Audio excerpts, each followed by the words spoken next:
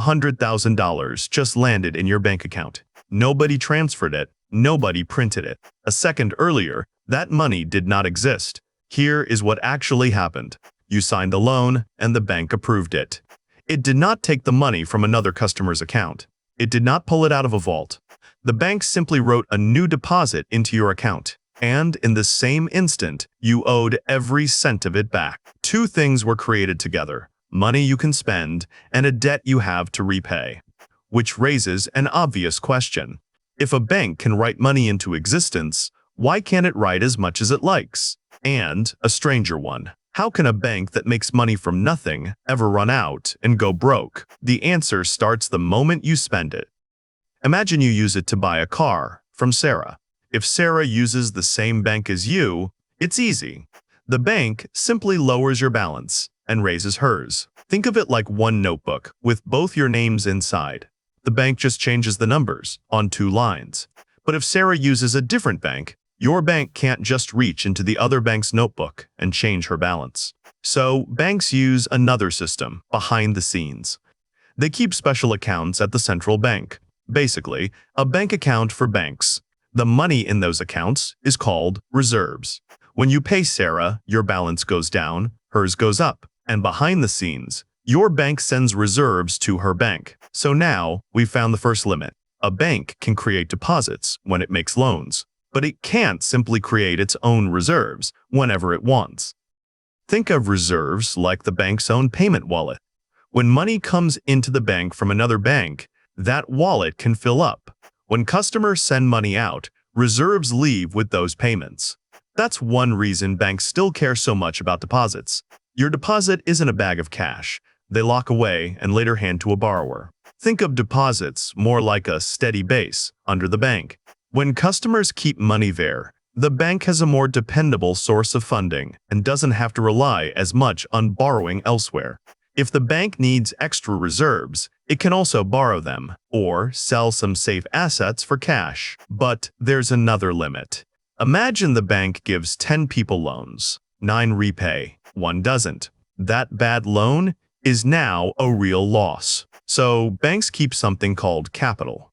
Think of capital like a shock absorber. When one loan goes bad, that cushion takes the hit. But if more loans fail, the cushion gets smaller and smaller until the bank itself is in trouble. So a bank may be able to create a deposit with a few clicks. But every loan also brings risk. It needs enough reserves to make payments and enough capital to survive losses. That's why creating money doesn't mean creating unlimited money. So how does the bank actually make money? Think of a loan like renting money. The bank gives you money today, and you pay it back over time, plus extra. That extra is interest. But the bank has costs too. It may pay interest to people who keep money there, pay employees, run its systems, and take losses when some borrowers don't repay. So, just like any business, the bank needs more money coming in than going out. But banks have one unusual timing problem. Imagine the bank has millions of dollars in mortgages and business loans. Those borrowers may take years, sometimes decades, to pay it back. Customers, though, can ask for their money today. It's like owning a house worth $500,000. While having only $500 in your wallet, you may own something valuable, but if you suddenly need $20,000 in cash, the house doesn't help you immediately. A bank can face the same problem. It may own lots of valuable loans and investments, while customers want money right now, and if too many people ask at the same time, that's when a bank run begins. At first, a few withdrawals are easy to handle. But if thousands of customers panic and try to move their money at once, the bank suddenly needs a huge amount of cash and reserves, right now. To get it, the bank can borrow money or sell some of the loans and investments it owns.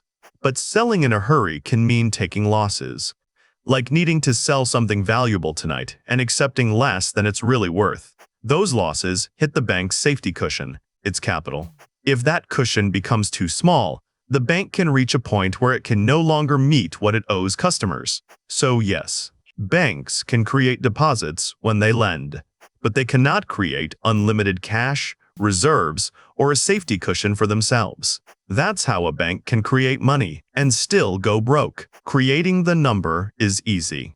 Keeping the promise when the money has to move is the hard part.